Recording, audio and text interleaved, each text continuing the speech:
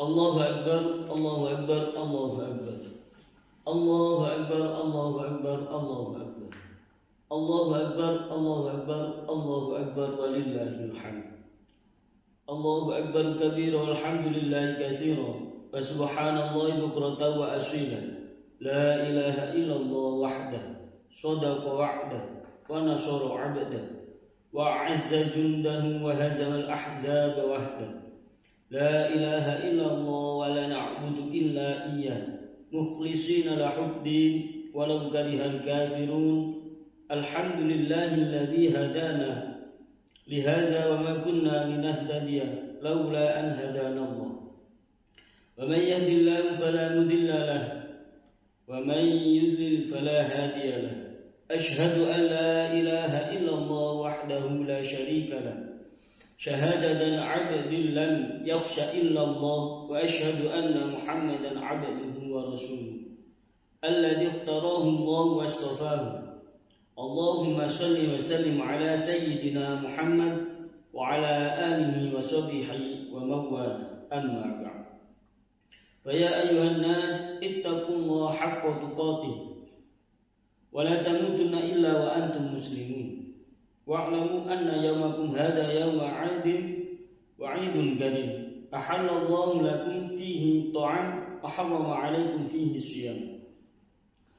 فهو يوم تسبح وتحمد وتهلل وتعظم وتمجد فسبحوا ربكم وعظموه وتوبوا إليه واستغفروه. Kaum muslimin dan muslimat yang berbahagia, dari Raya Idul Adha ini sungguh kita benar-benar berada dalam karunia dan rahmat Allah Subhanahu wa taala yang amat besar. Karena saat ini kita dikumpulkan oleh Allah Subhanahu wa taala di tempat ini dengan tujuan menggapai kemuliaan di hadapan Allah Subhanahu wa taala. Merenunglah sejenak akan keberadaan saudara-saudara kita yang belum dipilih oleh Allah untuk mendapat rahmatnya, yaitu mereka yang di saat ini telah berada di dalam sebuah tempat berkumpul akan tetapi Allah murka kepada mereka, yaitu mereka-mereka yang lalai dan sibuk mengikuti hawa nafsu mereka sehingga mereka tercebur di dalam kubang kemaksiatan dan kenistaan. Akan tetapi kita pada saat ini, pada detik ini dihantarkan dan dimudahkan oleh Allah untuk diridhoi oleh Allah Subhanahu wa taala, yaitu kita berkumpul untuk melakukan salat Idul Adha di tempat ini. Inilah nikmat dan rahmat besar dari Allah Subhanahu wa taala untuk kita. Kaum muslimin dan muslimat yang semoga dimuliakan oleh Allah Subhanahu wa taala, Hari Raya Idul Kurban adalah hari raya agung untuk umat Nabi Muhammad sallallahu alaihi wasallam yang di dalamnya tersimpan makna yang luar biasa agung dan pelajaran yang amat agung bagi kita. Kisah dahsyat yang terjadi pada dua kekasih Allah dan utusannya, Nabi Ibrahim alaihissalam dan Nabi Ismail alaihissalam, bapak dan anak yang saling mencintai karena Allah. Bahkan sebelum kehadiran Nabi Ismail alaihissalam, Nabi Ibrahim alaihissalam adalah orang yang sangat menanti kehadiran sang putra, yaitu Nabi Ismail alaihissalam. Dan Allah Subhanahu wa taala zat yang tidak pernah mengambil sesuatu dari hamba-hambanya yang dicintai kecuali karena Allah Subhanahu wa taala ingin menggantikannya dengan yang lebih baik atau ingin menghadirkannya kelak di surga. Itulah yang harus diyakini oleh ahli iman. Sebesar apapun ujian dan bencana yang dilimpahkan oleh Allah kepada orang yang beriman, maka semata-mata justru karena Allah mencintai mereka, ingin mengampuni mereka, ingin mengangkat derajat mereka, atau ingin memuliakan mereka di surga kelak. Jadi tidak ada bencana yang sesungguhnya bagi seseorang mukmin dan tidak ada musibah yang sesungguhnya bagi kekasih Allah. Kisah yang terjadi kepada Nabi Ibrahim dan Nabi Ismail alaihissalam adalah pelajaran berharga bagi kita. Seorang bapak yang sangat membanggakan putranya dan sangat mencintainya diperintahkan oleh Allah untuk menyembelihnya. Perintah yang secara lahir bertentangan dengan hati nurani seorang bapak, akan tetapi itulah perintah Allah Subhanahu wa taala. Nabi Ibrahim alaihissalam bergegas dalam melaksanakannya dengan penuh keyakinan bahwa semua adalah milik Allah dan akan kembali kepada Allah. Dan Allah tidak akan mengambil sesuatu dari hambanya kecuali Allah akan menggantinya dengan yang lebih baik di dunia atau mempertemukannya di surga.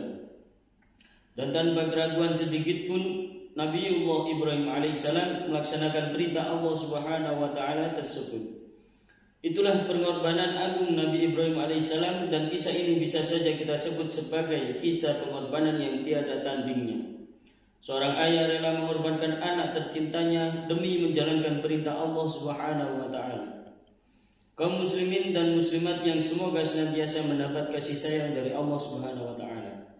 Begitu agungnya kisah tersebut hingga diabadikan di dalam syariat Nabi Muhammad SAW, yaitu dengan dianjurkannya bagi seorang muslim yang mampu untuk menyembelih kurban, baik itu domba, sapi atau onta. Akan tetapi yang harus kita pahami bahwa kurban kambing, sapi dan onta adalah sebagai simbol sebuah pengorbanan yang harus kita ikuti secara lahir dalam kehidupan kita. Akan tetapi ada makna tersirat di balik penyembelihan domba atau onta yang lebih agung, yaitu menghadirkan makna pentingnya pengorbanan dengan mencontoh kisah agung yang terjadi pada Nabi Ibrahim dan Nabi Ismail alaihissalam. Kaum muslimin dan muslimat yang semoga dimuliakan oleh Allah Subhanahu wa taala. Dan Anda wahai orang kaya yang dikaruniai oleh Allah Subhanahu wa taala dengan harta yang melimpah ruah, sungguh itu adalah nikmat besar dari Allah Subhanahu wa taala. Maka jangan sampai nikmat yang begitu besar dari Allah Subhanahu wa taala akan sirna begitu saja. Jangan sampai nikmat harta yang diberikan oleh Allah kepada Anda tidak bisa Anda lihat kelak di surga. Maka hadiahkanlah nikmat tersebut dengan cara berkorban meniru Nabi Ibrahim alaihissalam. Jika Anda termasuk yang mencintai dan bakal menemani Anda kelak di surga Allah Subhanahu wa taala. Dan jangan sampai harta yang Anda cintai dan Anda tinggalkan begitu saja di dunia. Maka dari itu wahai para orang kaya, berkorbanlah dengan harta Anda dan berjuanglah dengan kekayaan Anda. Kaum muslimin dan muslimat yang semoga dimuliakan oleh Allah Subhanahu wa taala. Dan begitu juga Anda yang berilmu, Anda harus punya pengorbanan. Jangan sampai Anda tertinggi dari rombongan para pejuang-pejuang yang berkorban dengan jabatan dan kekayaan mereka. Di depan Anda adalah umat yang membutuhkan ilmu dan bimbingan juga dari suri tauladan. Maka seorang alim yang tidak menyebarkan ilmu serta memberikan suri tauladan yang baik adalah seorang berilmu yang tidak mempunyai perjuangan dan pengorbanan. Dan ilmu yang ia miliki selagi tidak digunakan untuk berjuang di jalan Allah Subhanahu wa taala hanya akan menjadi beban kelak di akhirat. Dan alangkah banyaknya seorang ilmu di dalam neraka jahanam karena tidak mengamalkan dan menggunakan ilmunya untuk Allah. Seperti yang dikabarkan oleh Nabi Muhammad SAW, maka mari wahai para ahli ilmu saat ini dan detik ini kita berkorban dan berjuang dengan ilmu kita dengan mendidik umat serta menjadi suri tauladan yang baik bagi mereka. Semoga ahli ilmu yang ada di sini adalah ahli ilmu yang ahli surga. Dan yang tidak boleh tertinggal juga adalah si fakir dan orang-orang yang tertindas. Bagi Anda ketabahan dan kesabaran adalah pengorbanan yang amat agung. Mungkin Anda tidak bisa berkorban dengan seekor kambing karena Anda tidak mempunyai kambing, dan Anda pun tidak bisa berkorban dengan jabatan dan kekayaan karena Anda tidak punya jabatan dan kekayaan. Akan tetapi ketabahan dan kesabaran Anda adalah sebuah pengorbanan dan perjuangan yang menjadikan Anda semakin dekat dengan Allah Subhanahu wa taala. Semoga Allah Subhanahu wa taala berikan kepada kita, membebaskan kita dari kesusahan demi menuai kemuliaan kelak serta kefakiran baik di dunia surga Allah Subhanahu wa taala maupun di akhirat. Mari berjuang dan berkorban dengan apapun. Allahu a'lam bishawab. A'udzu billahi minasyaitonir rajim. Bismillahirrahmanirrahim. Inna a'tainakal kautsar fasholli lirabbika wanhar inna syani'aka huwal abtar. Barakallahu li wa lakum fil Qur'anil 'azim wa nafa'ani wa iyyakum bima fihi wa dzikril hakim. وتقبل مني ومنكم إنه هو الغفور الرحيم.